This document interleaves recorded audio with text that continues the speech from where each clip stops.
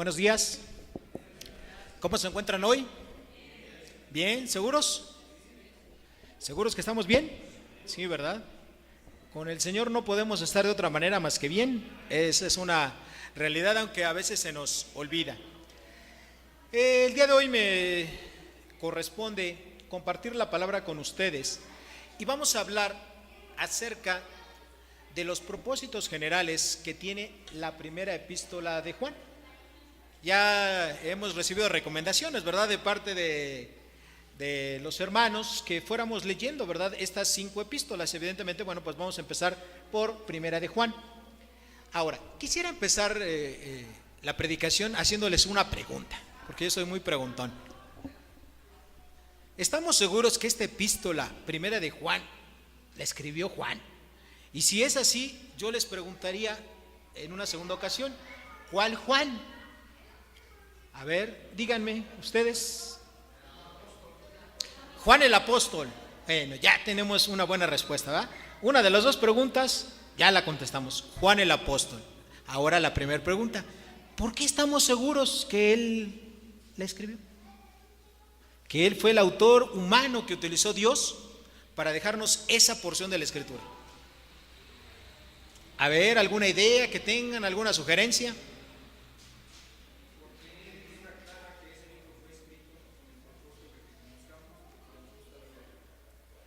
Que él aclara. ¿Quién lo aclara? Perdón. Juan lo aclara.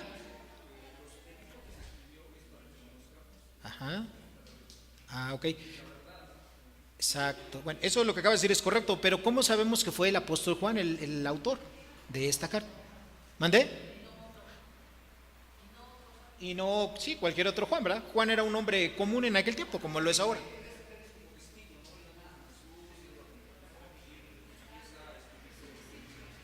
Ok, es su discípulo, él anduvo con Jesús.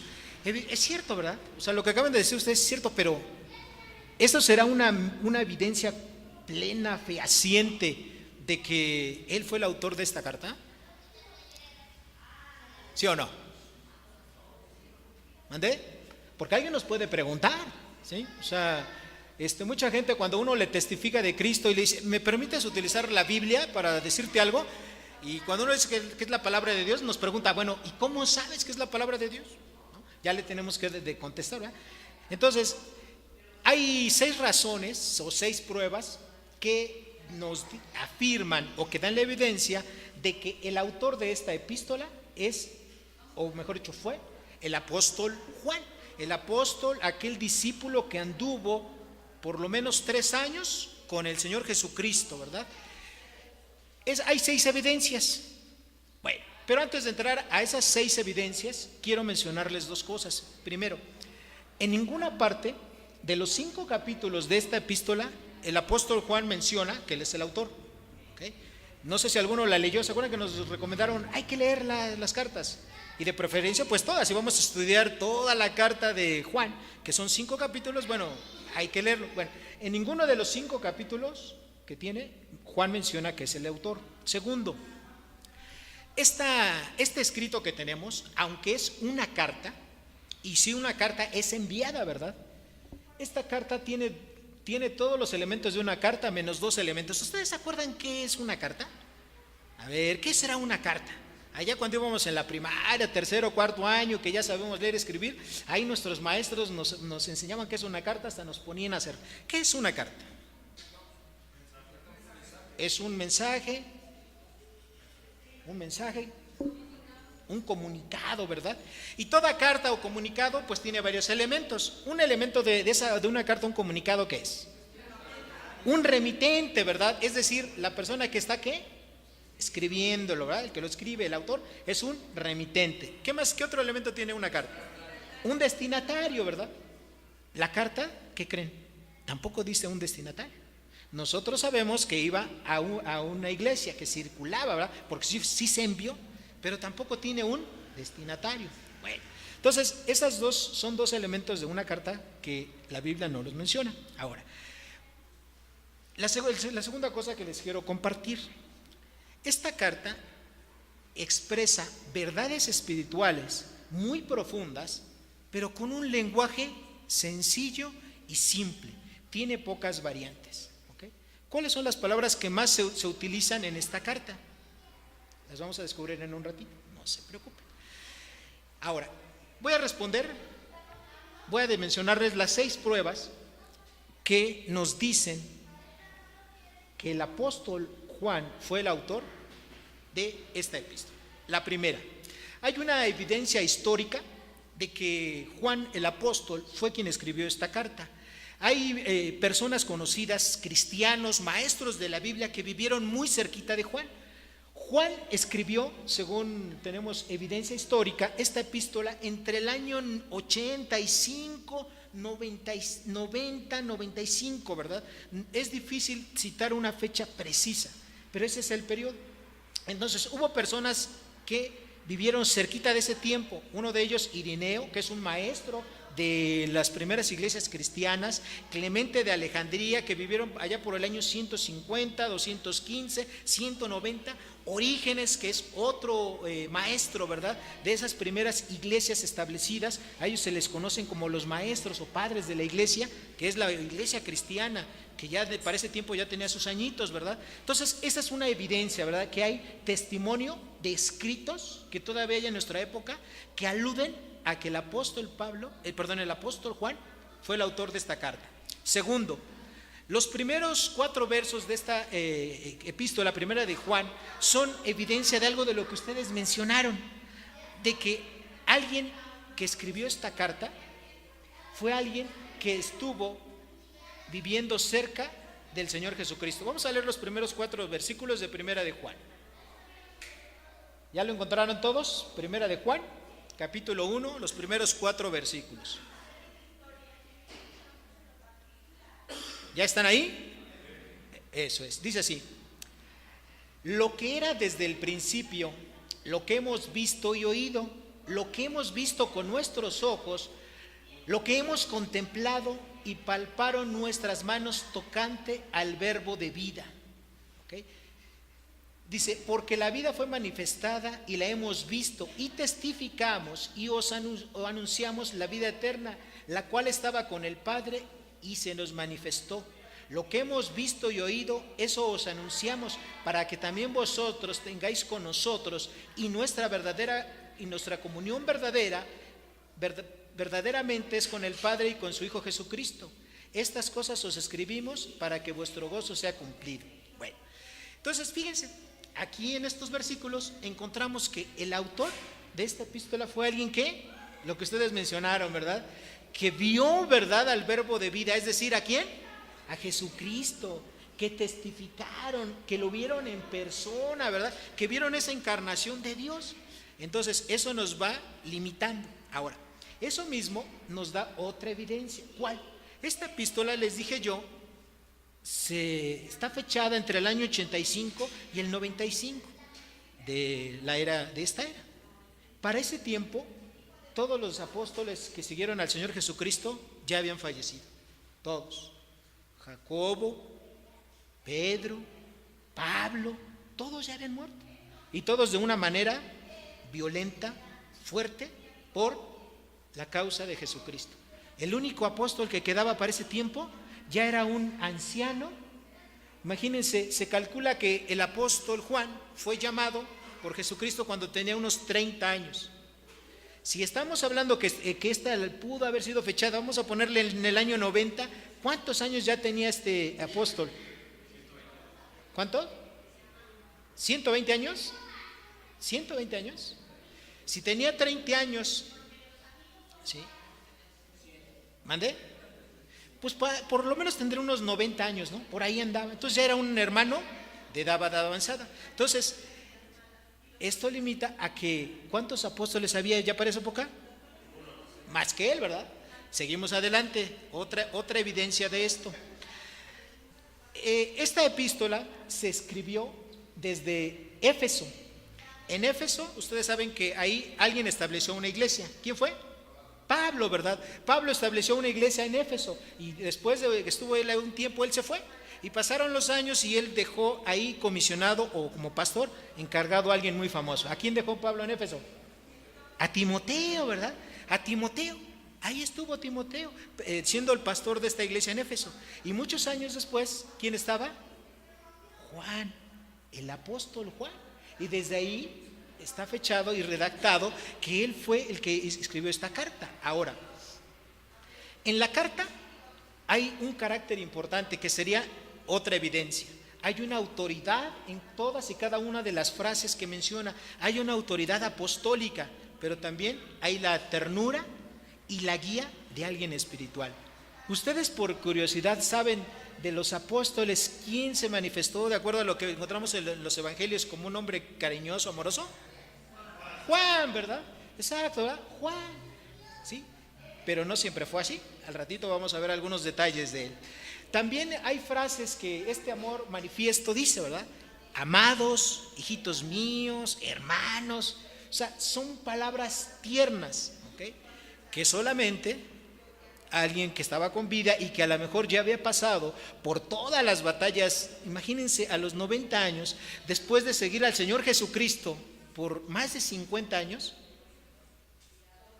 tenía una experiencia en el Evangelio, había vivido yo creo que todo, había visto, ¿verdad?, la muerte, el sacrificio de sus condiscípulos, ¿verdad? Y esa autoridad la encontramos tanto en Primera de Juan como en el Evangelio de Juan, que es otro de los libros que él escribió.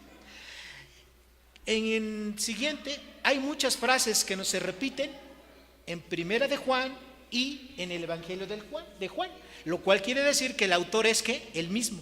Ustedes no sé si se han dado cuenta, yo a veces reviso escritos que he hecho, sermones que he hecho años para atrás, y de repente cuando los escribo en la actualidad, a veces comparo, ¿y qué creen? Me encuentro con palabras idénticas, las mismas palabras que yo utilicé hace 5 años o hace 6. A veces, por ejemplo, cuando estaba repasando en la semana esto, dije unas palabras que las consulté, ¿y qué creen? Son las mismas. Entonces, eso es otra prueba de que el Evangelio de Juan y esta epístola son del mismo autor. El estilo que tiene esta epístola, Primera de Juan, es un estilo sencillo. Son oraciones no complejas, ¿verdad? Él habla mucho de Dios, hijos, somos hijos de Dios, hermanos, amados, cosas sencillas, pero verdades profundas. Y este lenguaje es el lenguaje correspondiente a una persona que tenía una mente humana sencilla. ¿Ustedes recuerdan a qué se dedicaba Juan? ¿Mandé? Pescador, ¿verdad? Él era pescador. Él fue llamado por el Señor Jesucristo, él y su hermano Santiago, ¿verdad?, que también es Jacobo. Santiago y Jacobo es el mismo nombre. Él estaban pescando cuando el Señor Jesucristo los llamó. Y es una persona sencilla, ¿verdad?, que no tenía mucha educación, a diferencia, por ejemplo, de Pablo. Pablo era todo lo contrario. Pablo era una persona elocuente, era una persona bien preparada. Él mismo se declara a sí mismo un fariseo de fariseos. Y cuando leemos fariseo, no solamente nos referimos a una persona que es de una religión, sino que para ser fariseo tendría que haber sido un maestro de la ley. Es decir, una persona que dominaba a la perfección todo lo que es la ley. Es decir, en aquel tiempo, cuando Jesús decía la ley y los profetas, quería decir los 5 libros de Moisés, el Pentateuco, y todos los demás profetas. Imagínense lo que es dominar todo ese conocimiento, o sea, desde Génesis hasta el último profeta, Malaquías, dominarlos y conocerlos bien para poder aspirar a ser un fariseo. ¿Okay? La parte religiosa es otra cosa, pero el conocimiento de las escrituras lo tenía de una manera fuerte. Y obviamente con un conocimiento así, sus estructuras que nosotros encontramos, a veces nos cuesta trabajo entenderlas. O sea, el Evangelio es sencillo, tenemos al Espíritu Santo, pero a veces las doctrinas que enseña Pablo hay que estudiarlas a profundidad para comprenderlas. No así Juan. Cuando nosotros estamos recién convertidos, normalmente ¿qué nos dicen? Cuando alguien nos dice, oye, yo quiero aprender más de la Biblia ahora que soy cristiano, ¿qué tengo que hacer? ¿Tú qué le recomiendas que lea? Que lea el Evangelio de Juan, ¿verdad? O que lea Primera de Juan. ¿Por qué? Porque es un lenguaje sencillo, porque no es rebuscado, porque no tiene muchas complicaciones. Eso es una prueba más de que este hermano, el apóstol Juan, es el autor de esto. Ahora, la última prueba de que por qué se le da la autoría al apóstol Juan de esta carta. Juan en aquel tiempo era el único apóstol que quedaba con vida. Era conocido, era, digamos así, por así decirlo, famoso. Y cuando la gente dice, bueno, si fue así, ¿por qué no está escrito en algún lugar de la epístola, así como Pablo lo hace, ¿no? Por ejemplo, Pablo dice, Pablo, apóstol de Jesucristo, siervo ya llamado, ¿verdad?, para predicar a los gentiles, y él pone ahí su nombre. ¿Por qué Juan no? Y la única respuesta posible que dicen los muchos especialistas y eruditos es, porque a la edad que tenía el apóstol Juan, había aprendido la humildad. No necesitaba decir sus credenciales. No así Pablo. Pablo sí necesitaba decir sus credenciales. ¿Por qué? Porque él era identificado netamente como un fariseo, como un hombre judío perseguidor de la iglesia, ¿verdad?, que luchaba contra ellos. Y ahora pues ya no estaba de ese bando, ya se había cambiado, ¿verdad?, del bando de los fariseos al bando de Jesús. Ya había renacido. En cambio, el apóstol Juan, él nunca estuvo en otro bando, ¿ah? Él era un judío como todos, pero él siempre se fue identificado desde un principio como un seguidor de Jesucristo. Así se le menciona, ¿verdad? Alguien que hasta hablaba como él, o sea, alguien como Jesucristo. Entonces, con la humildad que él había aprendido a través de los años y siendo tan famoso y conocido, ya no necesitaba que su nombre apareciera. Estas son las evidencias que nos dicen que sí, que el apóstol Juan fue el autor de esta epístola. Ahora, una vez que ya tenemos claro por qué pensamos y afirmamos los que estudiamos la Biblia que el apóstol Juan es el autor de la misma, vamos a conocer un poquito más de él. Juan se describió a sí mismo como un hombre a quien Jesús amaba. Juan 9:26. Vayan conmigo por favor a la escritura si son tan amables. Juan 19:26.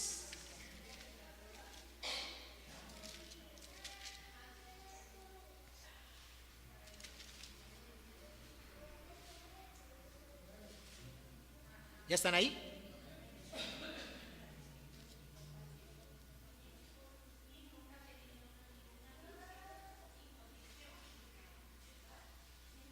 Dice así: cuando vio Jesús a su madre y al discípulo a quien él amaba, que estaba presente, dijo a su madre: mujer, he ahí tu hijo. Entonces, Juan se describe a sí mismo como el discípulo a quien Jesús amaba. Juan perteneció dentro de los 12 discípulos del Señor Jesucristo, los primeros 12, él pertenecía al círculo más cercano de él. Ese círculo estaba formado obviamente por Juan, por Pedro y por ¿quién? Jacobo, ¿va? Esos eran los tres más cercanos. Delante de este grupo cercano de sus discípulos, el Señor Jesucristo hizo lo que se conoce como la transfiguración. Él se transformó, ¿verdad? Ellos vieron la gloria del Señor Jesucristo. Como les dije hace un rato, Juan, el apóstol, fue pescador. En cuanto a su madre, dice la tradición que fue una mujer que se llamó Salomé, posiblemente, fíjense cómo lo digo, posiblemente hermana de María, de la madre de Jesús. Pero esto no está totalmente comprobado. ¿Okay? El carácter de Juan, como yo les dije hace un rato, lo utiliza en sus evangelios, era un carácter pues muy amoroso, ¿verdad? Dice hermanos, amados, hijitos, etcétera. Pero él realmente no fue así todo el tiempo. Al contrario, ¿verdad? Él cuando fue recién llamado, él tenía un carácter totalmente diferente. Él era un hombre impetuoso, ¿verdad? Y hasta cierto punto vengativo. Vamos a ver qué dice la escritura de esto que les acabo de mencionar. Vamos ahí a Lucas 9, 51 al 54.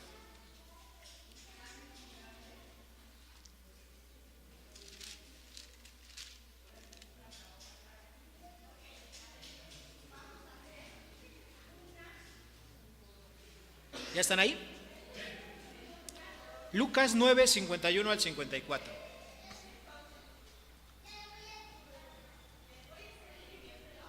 Dice: cuando se cumplió el tiempo en que él había de ser recibido arriba, afirmó su rostro para ir a Jerusalén. Y envió mensajeros delante de él, los cuales fueron y entraron en una aldea de los samaritanos para hacerle preparativos. Mas no le recibieron, porque su aspecto era como de ir a Jerusalén. Viendo esto sus discípulos, Jacobo y Juan, dijeron: Señor, ¿quieres que mandemos que descienda fuego del cielo, como hizo Elías, y los consuma? ¿Cómo ven ese hombre? ¿Sí es amoroso, como leemos en las epístolas? ¿No? Imagínense, este hombre pues no entendía, ¿verdad?, todavía el plan evangelístico del Señor Jesucristo, ¿no? Imagínense, no lo reciben, y si no lo recibe el Señor, pues que se acabe, ¿verdad? O se convierten o se mueren. Es como si nosotros, ¿verdad?, hoy en día fuéramos a predicar a algún lugar, ¿verdad?, y todos los que no te reciban, los que no acepten el evangelio, pues sacas ahí el AK, ¿verdad?, 47, y que se acaben, ¿verdad? Entonces, en un principio este hombre fue impetuoso y hasta cierto punto vengativo. Otro aspecto que tenía él de joven es que era una persona un poco sectario. ¿Qué es una persona sectaria? Una persona sectaria es alguien que causa división, ¿verdad? Que si tú no eres de mi equipo, no juego contigo. Vámonos ahí. Marcos 9, versículos 38 al 40. Marcos 9, versículos 38 al 40.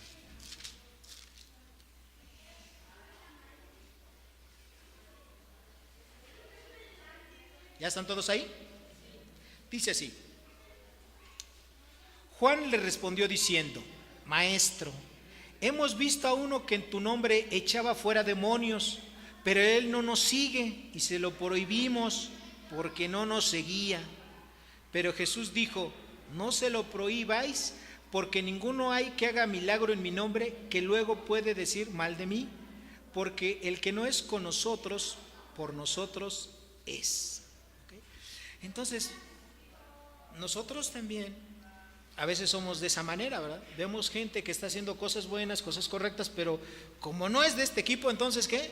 Marcamos una división, ¿verdad? Y tenemos un aspecto sectario. Bueno, este hombre, Juan, pues también tuvo esa manifestación de ese carácter, ¿verdad? Y encontramos un rasgo más de él, de su carácter. También fue un hombre un poco o un mucho ambicioso. El haber presenciado la transfiguración de Jesucristo, solamente 3 personas lo hicieron: él y los otros 2 apóstoles, es decir, Jacobo y Pedro. Es decir, él tuvo una experiencia única e irrepetible, y posiblemente eso, él se empezó a pesar de que él era del círculo más cercano al Señor Jesucristo, a lo mejor eso lo hizo a él sentirse importante. Como decimos, ¿verdad?, se creía él se creía mucho, como a veces los cristianos nos sentimos, ¿verdad?, por alguna razón equivocada. Pues ¿qué creen? Yo creo que esa fue la razón por la cual él también se sintió de esta manera. Vamos a ver ahí qué dice Mateo 20 al 28 sobre esto. Mateo 20 al 28.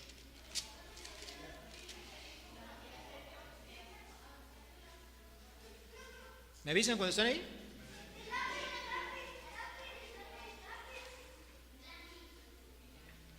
¿Ya están? ¿Ya estamos todos ahí?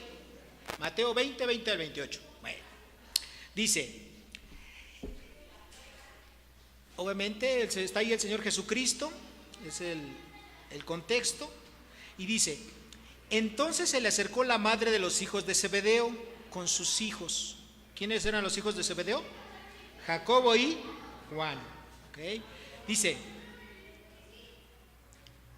postrándose ante él y pidiéndole algo, él le dijo: ¿qué quieres?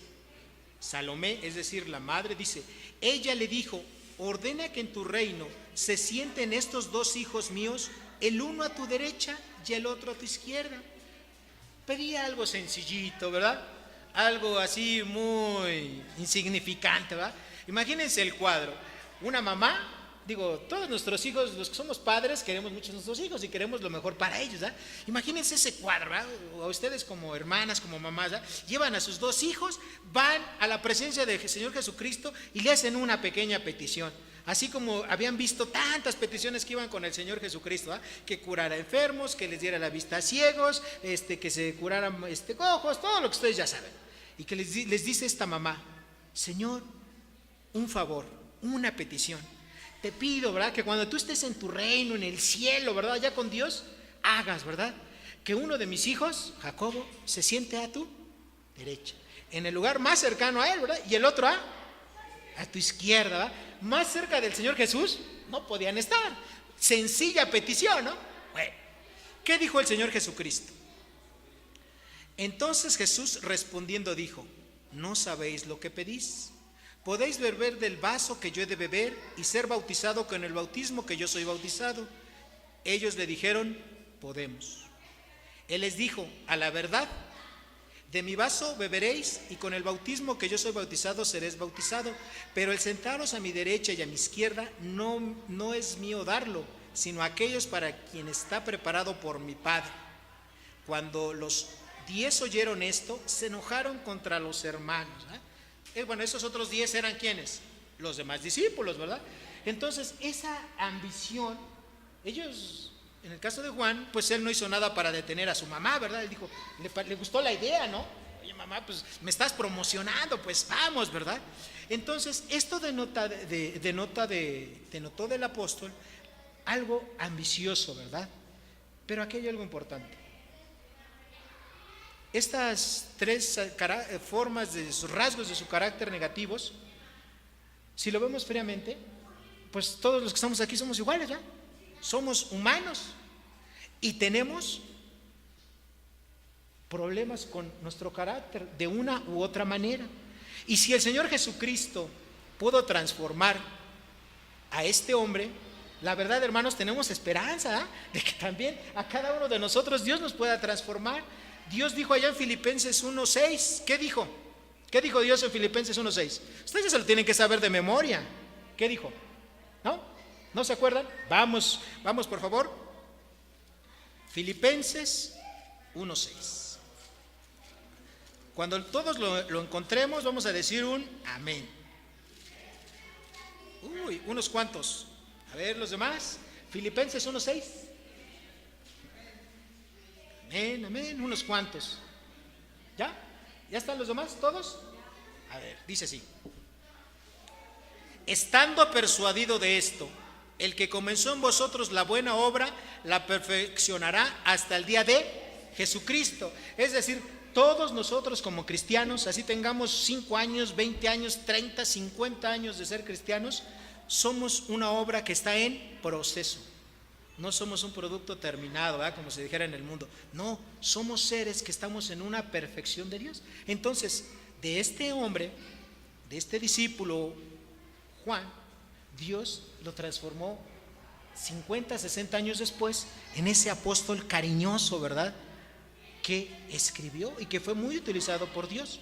Fíjense, algunas de las cosas importantes de Juan las tenemos aquí.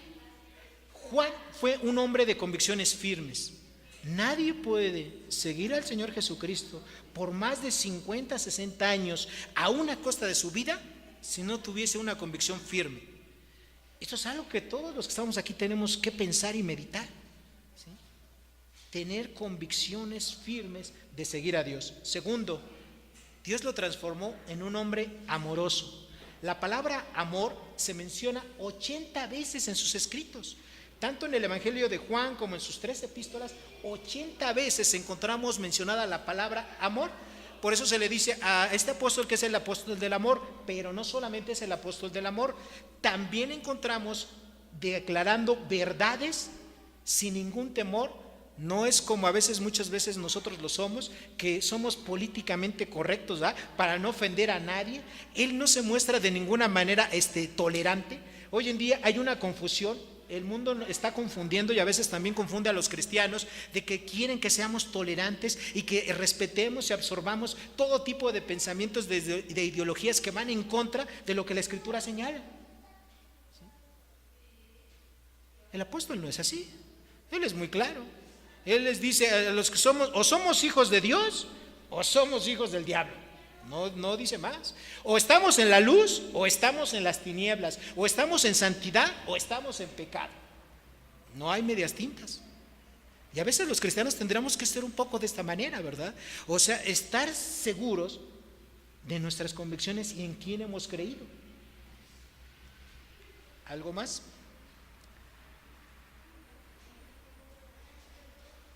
La fe del apóstol fue una fe a prueba de todo.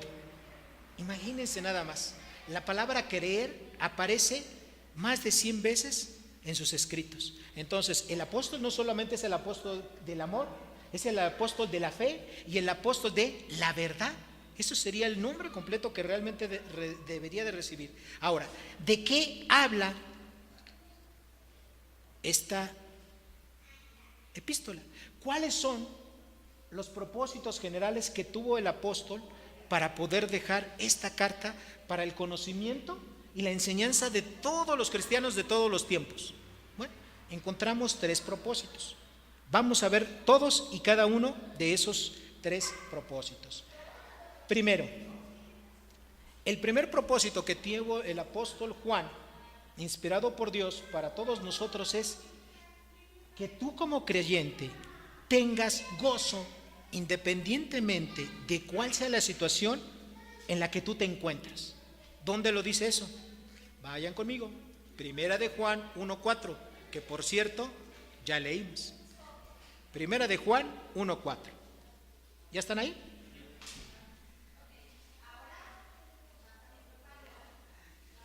Los versículos 1, 2 y 3 son contexto, que ya los leímos, para la afirmación que hace el apóstol en este versículo 4. Dice: estas cosas os escribimos para que vuestro gozo sea cumplido, ¿verdad? Para que vuestro gozo sea cumplido. Ahora, Juan se dio cuenta de que todos los cristianos pueden tener problemas, pueden tener dificultades y problemas de todo tipo, ¿verdad? En su salud, en sus personas, económicos, sociales, políticos. En el tiempo de esta epístola, pues el pueblo de Israel seguía siendo un pueblo, ¿verdad?, que estaba bajo el cautiverio ¿de quién? De Roma, ¿sí? Imagínense lo que es vivir bajo el cautiverio de otro pueblo que te está ahí teniendo, ¿sí?, prácticamente esclavizado.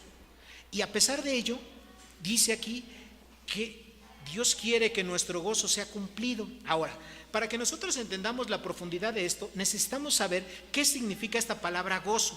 Bueno, la palabra que aquí se traduce como gozo es una palabra que es la palabra jara, así como suena, J-A-R-A, jara. Y de esa palabra quiere decir alegría. Y de esta palabra jara hay un nombre personal en el Nuevo Testamento, es el nombre Jairo. ¿Sí se acuerdan de haber leído alguna vez este nombre Jairo? Sí, ¿verdad? Este nombre Jairo quiere decir gozo continuo, estar alegre. Eso es lo que quiere decir. Entonces, si alguien le pone a su hijo Jairo, pues es un buen nombre, ¿verdad? Ponerle a un hijo Jairo. A lo mejor a algunos no les gustará porque no saben lo que significa, pero es un gozo que quiere decir estar contento, estar alegre. Entonces, el primer propósito de esta epístola es para que todos los creyentes estemos ¿qué? Contentos, estemos alegres. El Señor Jesucristo, cuando se fue, Él dijo que Él se iba, pero iba a mandar para nosotros ¿qué? Al Consolador, es decir, al Espíritu Santo. Y el Espíritu Santo, ¿qué produce en nosotros? ¿Sí se acuerdan cuáles son los frutos del Espíritu? Ok, exacto, ¿verdad? Entonces, el Dios que todos conocemos nos dejó al Espíritu Santo, y el Espíritu Santo en nosotros está produciendo ¿qué? Gozo de una manera continua. Entonces, los cristianos debemos sentir gozo independientemente de cuál sea nuestra situación. ¿Okay? ¿Por qué? Porque tenemos una relación personal con Dios, porque Dios nos ha liberado del pecado y de la esclavitud del pecado, porque Dios nos ha liberado de la condenación eterna. Antes íbamos caminando derechito, ¿verdad?, a la condenación. Ahora vamos caminando derechito al cielo, a la presencia de Dios. Antes Dios, dice la palabra, que nosotros estábamos alejados, éramos extraños, y ahora somos ¿qué? Sus hijos. Somos hijos de Dios. Y eso debería ser motivo suficiente para estar siempre alegres. Además de que el mismo Espíritu el Espíritu Santo se encarga de estar produciendo en nosotros gozo, paz, paciencia, amor, benignidad, mansedumbre, templanza.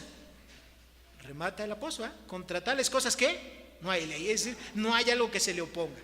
Bueno, segundo propósito. ¿Cuál es el segundo propósito que tiene esta epístola de Juan? El segundo propósito que tiene esta epístola es que tú y yo como cristianos vivamos de una manera santa. ¿Okay? ¿Dónde lo dice? Primera de Juan, capítulo 2, versículos 1 y 2. ¿Ya están ahí? Dice así: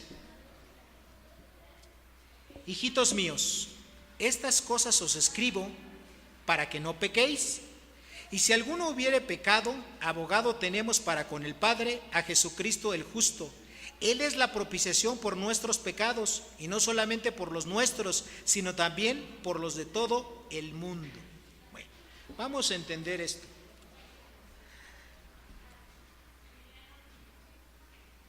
El pecado es lo que separa nuestra comunión con Dios. ¿Pero qué es el pecado? Todos los que estamos aquí ya tenemos algún tiempo, meses o años en Cristo Jesús, ¿verdad? ¿Qué es el pecado? Porque también nos lo preguntan, ¿verdad? Cuando le predicamos a alguien del Evangelio y le decimos que Dios nos perdona de los pecados, pero ¿qué es el pecado? A ver, una transgresión de la ley. ¿Qué más? Exacto. Todo pensamiento, toda palabra o todo hecho que hacemos que va en contra de ¿quién? De la ley de Dios o en contra de la voluntad de Dios. ¿Qué más decimos que es el pecado? Todo eso es cierto, y es correcto. ¿Qué más es el pecado? ¿Qué significa la palabra pecado? Bueno, exacto, muy bien, hermano. Esta palabra pecado viene de una raíz que es hamartán, y esta palabra quiere decir errar al blanco. Es decir, Dios dice en su palabra que yo no mienta. ¿Sí dice eso? Sí, ¿verdad? Sí dice Dios en la Biblia que no mientan, ¿verdad? Ahí están los mandamientos, ¿no? En Éxodo 20, ahí está, no mentirás. Bueno, eso es, si yo hiciera lo que dice ahí, yo tendría que no mentir. Si yo digo una mentira, entonces yo ya erré el blanco, yo ya me equivoqué. Lo que Dios dijo, yo ya no lo hice. Dios dice, no hurtarás. Sí, ¿verdad? Si yo hurto, estoy errando el blanco, estoy haciendo algo fuera del mandamiento, fuera del blanco que Dios quiere. Entonces yo estoy errando. ¿Okay? Entonces, el segundo propósito que tiene esta epístola es que yo como cristiano viva una vida santa. Y me dice el por qué tengo que vivir una vida santa. ¿Por qué? Dice aquí: hijitos míos, estas cosas os escribo para que no pequéis. ¿Okay? Ese es el blanco, ¿va? Que no pequemos. Y si alguno hubiere pecado, ¿okay? Dice, abogado tenemos para con el Padre, a Jesucristo el justo. Bueno, nosotros cuando pecamos, ¿qué está pasando con nosotros? Primero, estamos rompiendo nuestra comunión con Dios. Se apaga nuestra alegría, se apaga nuestro gozo. Rompe la comunión con las personas, con el semejante a quien hayas ofendido. Te hace sentir triste y miserable, o al menos eso es lo que espera Dios, ¿verdad? El Espíritu Santo nos está redarguyendo, ¿verdad? Nos hace sentir tristes y miserables. Detiene nuestro crecimiento espiritual y también te priva de bendiciones. Bueno, esas son las consecuencias del pecado. Y todos tenemos que estar conscientes de que si pecamos, cualquiera de estas cosas o todas nos pueden acontecer. Entonces, si eso ocurre, dice aquí, tenemos un abogado. ¿Ok? Un abogado es un defensor, es alguien que va a estar por tu causa. Y en este caso, el Señor Jesucristo dice aquí que Él es nuestro abogado delante del Padre, ¿verdad? Tenemos alguien que nos entiende. ¿Y cómo es que Jesucristo nos puede entender a nosotros? Bueno, Por una simple y sencilla razón. Porque Jesucristo, al mismo tiempo que fue un Dios aquí en la tierra, al mismo tiempo fue un hombre y sintió lo que sentimos los hombres y lo que sentimos las mujeres. Cuando estuvo aquí en esta tierra, él cuando hacía calor, como ahorita que está empezando los calores a 30 grados, según me dicen, estuvimos ayer, pues él sintió calor, ¿verdad? Y más allá en el desierto, sintió calor. Cuando hacía frío, pues también, ¿verdad? Se tenía que cobijar. Cuando, no sé, habían pasado ciertas horas de ayuno, pues le daba hambre, ¿verdad? Algunos de nosotros cuando nos da hambre, pues nos transformamos, ¿verdad? No somos nosotros mismos, nos transformamos porque necesitamos comer. Bueno, el Señor Jesucristo, al tener un cuerpo humano como el tuyo y como el mío, Él nos puede entender. Él sabe, incluso lo dijo, ¿verdad? Cuando mandó a sus discípulos a orar allá en el huerto de Getsemaní, ¿verdad? ¿Qué les dijo? El espíritu está dispuesto, pero la carne, porque los discípulos iban cansados, ¿verdad? Iban cansados, estaban agotados de toda la faena del día, y aparte de eso, pues todavía el Señor Jesucristo los ponía a orar, y ellos en lugar de orar, ¿qué hicieron? Se dormían. Entonces Él los entendía. ¿Por qué? Porque Él estaba en un cuerpo humano que experimentaba todo. Entonces ese cuerpo humano con el cual estuvo el Señor Jesucristo aquí en la tierra le permite entendernos a la perfección, y por eso es que Él aboga por el Padre, por nosotros, para que seamos fuertes. Pero aquí hay algo importante, ¿sí? Para que esto ocurra tenemos que hacer algo. ¿Qué es lo que tenemos que hacer? Bueno, ahorita antes de pasar a ese tema, a ese punto, les digo lo siguiente. ¿Cómo es que Dios nos puede perdonar nuestros pecados?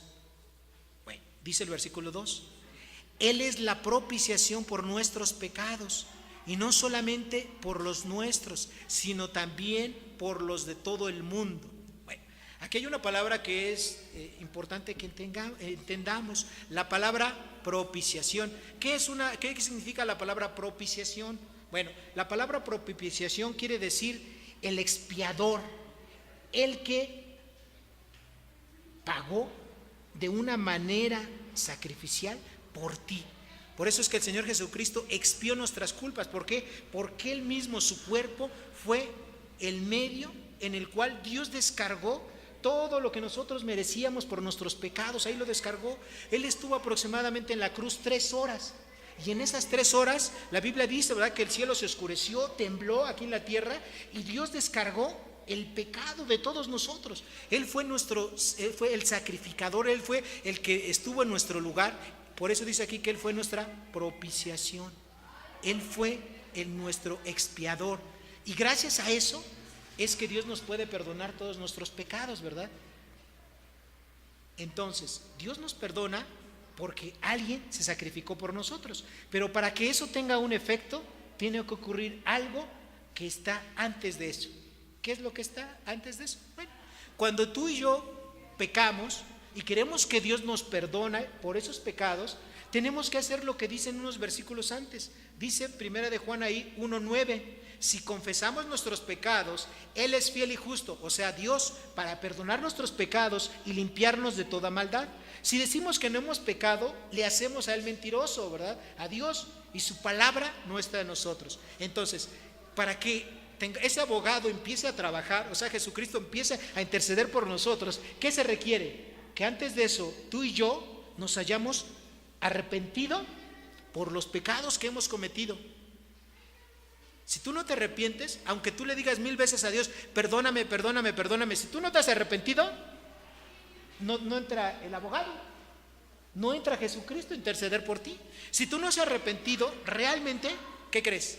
Mañana o pasado vas a estar haciendo ese pecado o algo peor, porque no te has arrepentido. Entonces, este segundo propósito que tiene esta epístola es para que tú y yo como creyente vivamos de una manera santa, sabiendo que tenemos un abogado, pero que ese abogado, Jesucristo, solo actúa cuando tú y yo nos hemos ¿qué? Arrepentido. Si no, ese abogado no empieza a hacer su trabajo. Y tercer propósito que tiene esta epístola, el tercer propósito es que Dios quiere que tú sepas que tienes una vida eterna segura. Ese es el tercer propósito, que tú como cristiano sepas que en Cristo Jesús tienes una vida segura. a pesar de todo lo que tú puedas escuchar en este mundo, a pesar de todos los ataques que tú puedas escuchar, ver o leer acerca de Jesucristo, de la Biblia, del Evangelio, que tú tienes una salvación segura. Pero para que tú puedas entender esto, tendría que explicarte un poquito cuál es el contexto histórico, qué es lo que estaba ocurriendo en esos momentos. En esos momentos en la iglesia, y bueno, voy a ser un poquito rápido porque ya se nos está agotando el tiempo, o no sé si les importa irse como a las 3 de la tarde aquí. ¿No? ¿No les importa irse como a las 3? Para ver si me extiendo o no me extiendo. ¿Hago la versión larga o la versión corta?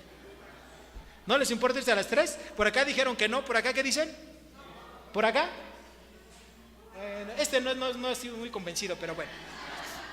Les explico. Allá por los años 90 había toda una corriente religiosa que se llamó el gnosticismo. La palabra gnosticismo, bueno, gnosticismo, ustedes todos los que hemos estudiado un poquito, sabemos que la terminación ismo se refiere a una religión o algo que se sigue. Por ejemplo, si yo digo capitalismo, ¿cuáles son los postulados del capitalismo? Bueno, son las personas que siguen todos los postulados del capital, la generación de recursos, etcétera. Si yo digo socialismo, obviamente son las personas, los gobiernos que están regidos de cierta manera, que siguen toda la igualdad social, ¿verdad? Si yo digo el zapatismo, ¿a quién seguían los zapatistas? A Zapata, ¿verdad? Seguían a todas las enseñanzas, todos los postulados de Zapata, tierra de libertad y todo lo que es. Y así, eso es de una manera sencilla. Cuando ustedes escuchen esta palabra, normalmente quiere decir ese término, seguir algo, ¿verdad? Los postulados de alguien. Bueno, el gnosticismo viene de la palabra gnóstico o gnóstico. ¿Eso qué quiere decir? Quiere decir conocimiento. Entonces, ¿qué perseguían estas personas? Perseguían el conocimiento. Entonces, este grupo religioso que estaba en aquel momento, ellos seguían el conocimiento. ¿Pero qué quería decir el conocimiento? Porque en sí el conocimiento no es malo, es bueno. Todos necesitamos conocer. De hecho, ustedes vienen aquí porque están conociendo más de Dios. Van a una célula porque quieren aprender más de Dios. Leen la Biblia. El conocimiento en sí no es malo. Pero ¿qué enseñaban los gnósticos? Es decir, las personas de aquel tiempo. Y déjenme decirle algo, hoy en día también tenemos gnósticos, es decir, personas que para ellos lo más importante es el conocimiento. ¿Qué cosas decían ellos? Bueno, los gnósticos de aquel tiempo y los de ahora dicen cosas como estas. Lo que importante es todo lo espiritual, lo material no sirve, así dicen ellos. ¿Okay? Segundo, como lo material no sirve, pues, ¿qué importa lo que yo haga con mi cuerpo? Refiriéndome a lo material, es al cuerpo, a la carne. ¿Qué importa lo que yo haga con mi cuerpo? Dice, lo importante es la parte espiritual. Y la parte espiritual de cada persona está atrapada dentro de ellos. Está atrapado en un cuerpo. El cuerpo, esto es su cárcel, es su cadena. Entonces necesita liberarse a través de un conocimiento para que ese espíritu sea libre. ¿Ellos qué decían también? Decían que los apóstoles tenían cierta información que les había dado Jesucristo y que los apóstoles se las habían enseñado a ellos. No sé cómo, pero eso es lo que decían, ¿verdad? Que se las habían enseñado a ellos de tal manera que, como lo importante no era el cuerpo, pues podían hacer con su cuerpo lo que querían. ¿Qué podían hacer con su cuerpo? Emborracharse, vivir de una manera disipada, pues en fin, que lo material no importa, tú te tienes que liberar de ese cuerpo, ¿verdad? Y decía algo más importante, bueno, como lo material no importa, tú de tu cuerpo haz lo que quieras, lo que importa es lo material. Y ahora, esto no solamente quedaba ahí, como para ellos, ellos decían que Jesucristo fue un humano, fue un hombre, pero como él no podía, para empezar, Jesucristo lo dividían en dos. Decían, una parte era Jesús, que era un humano, y la otra parte era el Cristo, que era un ser espiritual, que dicen que vino a la persona de Jesús cuando él fue bautizado, allá por Juan el Bautista, que él fue bautizado y que ahí vino ese ser espiritual adentro de Jesús, y cuando Jesús murió en la cruz, murió el cuerpo, pero que el Cristo, ese no murió. ¿Okay? Entonces, ¿qué están haciendo con esto? Están negando lo que la Biblia dice, de que Jesús, primeramente, es Dios. Eso es lo que dice la Biblia. y si no podemos estudiar Filipenses capítulo 2, no nos va a dar tiempo hoy, pero para otro estudio lo podemos hacer. Jesucristo es Dios, es el Dios encarnado, es el Emanuel, Dios con nosotros. Y ellos, al estar haciendo estas afirmaciones, estaban negando la deidad de Jesucristo. Segundo, cuando Jesucristo estuvo aquí en la tierra, Él fue 100% Dios, tuvo un cuerpo, y también 100% hombre. O sea, fue Dios y hombre al mismo tiempo. Eso se conoce como un misterio, ¿verdad? Pero al mismo tiempo fue 100% Dios y al mismo tiempo fue 100% hombre. No fue dos seres separados. O sea, no fue Jesús un ser humano y Cristo un ser espiritual que vino a Él. Eso no ocurre. Entonces están negando el nacimiento virginal de Jesucristo, están negando la deidad de Jesucristo, y eso es lo que enseñaban los gnósticos de aquel tiempo, y eso es lo que estaban escuchando los cristianos de aquel día, ¿sí? Hoy en día ustedes, esto no es nuevo. Hoy en día ustedes métanse a internet y ¿qué van a encontrar? Van a encontrar mucha gente gnóstica que dice eso, que Jesucristo no es Dios, que fue un hombre que murió en un lugar allá en la India llamado Cachemira, ¿no? Y tantas cosas más. Bueno, los gnósticos de aquel tiempo no son muy diferentes a los gnósticos de este tiempo. Y eso, pero ¿qué pasaba? Imagínense ustedes que cuando están recién convertidos y que están creyendo, ¿verdad?, en Jesucristo con todo su corazón, como decimos ya comúnmente en la jerga cristiana, estamos en nuestro primer amor, ¿verdad? Y de repente alguien te dice, llega y te dice, ¿qué crees? Pues ese Jesús en el que tú dices creer, pues no es así. Y te dicen, no, Él fue un hombre. Hay gente que le tambalean. A mí me dijeron eso. Cuando yo estaba recién convertido, y me acuerdo un par de semanas después, yo estaba predicando en mi trabajo a unos compañeros, y mi jefe, que era una persona muy preparada académicamente, tenía muchos grados, me dijo, a ver, ¿qué estás diciendo, Javier? Pues lo que acabas de escuchar, que yo creo en Jesucristo y que Jesucristo es el Señor. Me dice, no, ya seguramente ya te lavaron el cerebro, ¿verdad? Esos gringos, ¿verdad?, que quieren colonizarnos otra vez y ya no lo hacen con armas, ahora lo hacen a través de su religión. Ya te hiciste protestante, ¿verdad? Y así es como quieren colonizarnos, siendo protestantes. Es lo que decían en mis tiempos, hoy en día te dicen otras cosas. Entonces, imagínense, 15 días después de que yo me había convertido y que apenas estaba hablando de Cristo a las personas, estaba recibiendo esa información. ¿Les digo algo? Yo sí dudé. Dije, ¿tendrá razón mi jefe? Es un hombre con carrera, con maestría, bien preparado, etcétera. Siempre lo veías con libros. Siempre traía su portafolio y traía libros de teología, de política, de muchas cosas. Y siempre estaba leyendo. Y ahora me doy cuenta que ese hombre era un gnóstico, ¿sí? Y te hacen tambalear. Bueno, eso es lo que había en aquellos momentos aquí en la iglesia de Éfeso, ¿verdad? Y es lo mismo que ocurre hoy en día. ¿A quién va a atacar Satanás? Pues al originador del cristianismo, o sea, Jesucristo. Ataca a la persona, ¿verdad?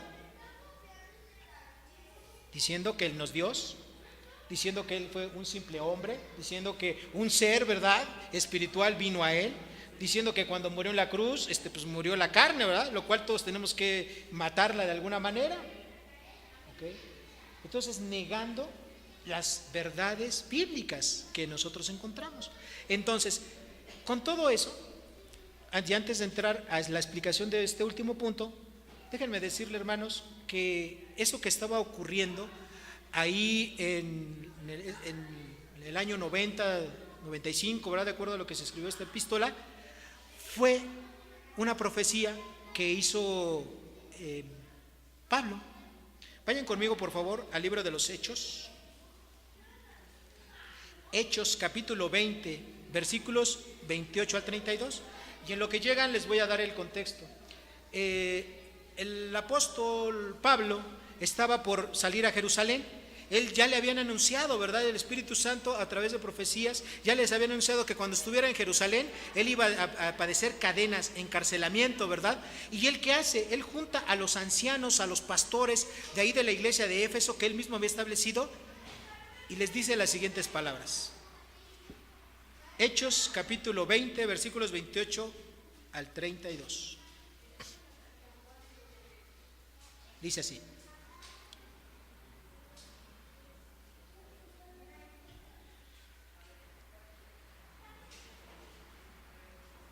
¿Ya están ahí conmigo? Vamos a leer, dice así Dios en su palabra: por tanto, mirad por vosotros y por todo el rebaño en el Espíritu Santo os ha puesto por obispos para apacentar la iglesia del Señor, la cual él ganó por su propia sangre. Porque yo sé que después de mi partida entrarán en medio de vosotros lobos rapaces, que no perdonarán al rebaño, y de vosotros mismos se levantarán hombres que hablen cosas perversas para arrastrar tras sí a los discípulos. Por tanto, velad, acordándoos que por 3 años de día y de noche no he cesado de amonestarlos con lágrimas a cada uno. Y ahora, hermanos, os encomiendo a Dios y a la palabra de su gracia, que tiene poder para sobreedificaros y daros herencia con todos los santificados. Ni plata, ni oro, ni vestido he codiciado. Antes vosotros sabéis que para lo que me ha sido necesario a mí y a los que están conmigo, estas manos me han servido. Entonces, esta fue una profecía, ¿verdad?, hecha por Pablo, ahí en esa iglesia de Éfeso, ahí donde se escribió esta epístola, ¿verdad?, ahí donde estaba Juan, y eso fue en el año aproximadamente año 50. Para el año 90, es decir, unos 30, 40 años después, ya estaban los gnósticos, ya estaba este conocimiento, que fue un movimiento muy, pero muy fuerte, ¿sí?, pero fuertísimo.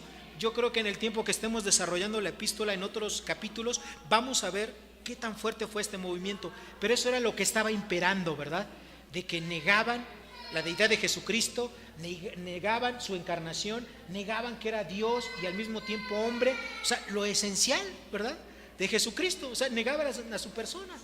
Ahora, en esta parte, ¿cómo es que Dios quiere que tú como creyente sepas que en Cristo tienes una vida eterna segura? Bueno, vamos a Juan, capítulo 5, versículo 13.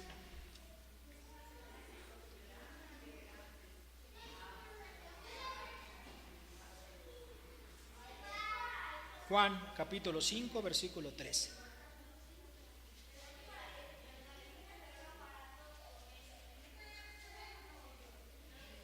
¿Ya estamos todos ahí? Estas cosas os he escrito a vosotros que creéis en el nombre del Hijo de Dios, para que sepáis que tenéis vida eterna y para que creáis en el nombre del Hijo de Dios. Y esta es la confianza que tenemos en Él, que si pedimos alguna cosa conforme a su voluntad, Él nos oye. Bueno, aquí en el versículo 13 hay una palabra. La palabra creéis, que creéis en su Hijo, ¿verdad?, que creéis en el Hijo de Dios. Esta palabra creéis es la palabra griega pisteo, que viene de pistis, ¿verdad? Y la palabra pistis significa tener la fe o la confianza en la veracidad de Dios. Entonces, cuando aquí Juan dice que estas cosas os he escrito a vosotros que creéis, es decir, que tenéis la confianza, la fe en la veracidad de Dios, dice, esta es algo muy importante. ¿Por qué? Porque está atacando directamente el gnosticismo del que yo les había mencionado. Aquí les está diciendo que si creían en Jesucristo, si tenían la fe en el Hijo de Dios, iban a tener ¿qué? La vida eterna. Pero si ellos no creían, si creían que Jesucristo no era Dios, que era un ser mortal, ¿verdad?, y todo lo que ya les dije, entonces ellos no podían tener la vida eterna. Pero si creen, si tienen la confianza, la certeza, la certidumbre, entonces vas a tener ¿qué? La vida eterna. Y ahora, ¿qué es la vida eterna? En la Biblia tenemos 2 palabras griegas con las cuales se traduce vida. La primera de ellas es bios. Todos alguna vez que pasamos por la secundaria, hemos conocido esta palabra bios, ¿verdad? Por ejemplo, la biología. De ahí viene de esta raíz griega bios, que significa vida. Vida como la conocemos, la vida natural, ¿verdad?, de una planta, la tuya, la mía, de cualquier animalito, tiene bios, es decir, tiene vida natural, ¿ok? Pero la otra palabra que se utiliza aquí, que se traduce aquí como vida, no es bios, sino es la palabra zoe. Y la palabra zoe quiere decir una vida de calidad, una vida espiritual. Y eso es precisamente lo que está diciendo este versículo, que si tú crees en el Señor Jesucristo, vas a tener una vida espiritual, una vida de una calidad diferente. En el cielo, hermanos, la vida que vamos a tener es totalmente diferente a la que tenemos aquí. En el cielo no vamos a sufrir más. Aquellos que tienen enfermedades, hermanos, pues las vamos a tener aquí, las tenemos aquí. En el cielo ya no va a haber más enfermedades. En el cielo nuestro cuerpo ya no se va a enfermar, ya no nos va a doler las muelas. Lo siento, hermano, ya no vamos a ir con Oscar, ¿eh? Ya no nos van a tener que sacar muelas en el cielo, ni con algún hermano que sea doctor, ya no nos va a doler nada. En el cielo no va a haber llanto, no va a haber martirio ni sufrimiento. Vamos a estar con Dios cara a cara, vamos a estar viviendo con Él. Me acuerdo de lo que Ramiro decía, ¿verdad? Decía, bueno, y allá en el cielo vamos a comer, ya no nos vamos a engordar. Bueno, pues sí, para los que a lo mejor se preocupan por el peso, pues sí es cierto, ¿verdad? Tampoco ya nuestro cuerpo va a ser un cuerpo especial, ¿verdad? Un cuerpo resucitado, ¿ok? Un cuerpo joven, ya no vamos a envejecer. Muchos dicen, ¿verdad? Por ahí, y esto no dice la Biblia, pero se dice que probablemente podamos tener un cuerpo cerca de los 30 años, ¿no? Un cuerpo semejante a la edad de que tuvo el Señor Jesucristo, todos. Bueno, obviamente en hombres y en mujeres, ¿verdad? Y ya ese cuerpo, con ese nos vamos a quedar para toda la eternidad, ¿verdad? Así que ya no vamos a tener que envidiar ni el cuerpo de nadie, ¿ok? Va a ser un cuerpo diferente. Entonces, esa vida es la vida, es Zoé, una vida de calidad espiritual que tú y yo vamos a disfrutar siempre y cuando tengamos la confianza y la certeza de que hemos creído en Jesucristo, de que creemos que Él es el Hijo de Dios, que Él vino a este mundo, que murió en la cruz del Calvario, en tu lugar, en mi lugar, siendo la propiciación, como ya leímos, para que Dios nos pudiese perdonar nuestros pecados y pudiésemos estar en esa vida. Y esto es lo que dice Juan, que Dios quiere que tú y yo tengamos esa seguridad, que cualquier otra cosa en la que pongamos nuestra confianza nos puede fallar. Cualquier persona nos puede fallar, cualquier institución humana nos puede fallar, pero Jesucristo nunca, nunca, nunca nos va a fallar. Y así como dijo Pablo, yo sé en quién he creído, que así tú también, tú y yo lo podamos decir día con día. Yo sé en quién he creído en Jesucristo, en el Hijo de Dios, en el Dios vivo y verdadero. Él es el camino, la verdad y la vida, y que nada te pueda mover. Así como a este hombre, imagínate a Juan, después de haber visto a sus demás condiscípulos morir, atormentados, apedrados. Yo creo que él ha de haber sentido horrible cuando se enteró que a Pedro, dice la tradición, que a Pedro lo condenaron a muerte de crucifixión como a Jesucristo, pero él, no creyéndose digno de morir como el Señor, él prefirió que lo crucificaran de manera invertida, ¿sí? O sea, que él lo crucificaron con la cabeza hacia abajo, porque él dice, no se creyó digno de morir exactamente como murió Jesús. Y Juan vio eso, ¿verdad? Vio eso y mucho más, cómo encarcelaban, cómo azotaban a los cristianos de aquella época. Y escribió estas palabras inspirado por Dios: para que creáis en el Hijo de Dios y tengáis la vida eterna. Con esto termino.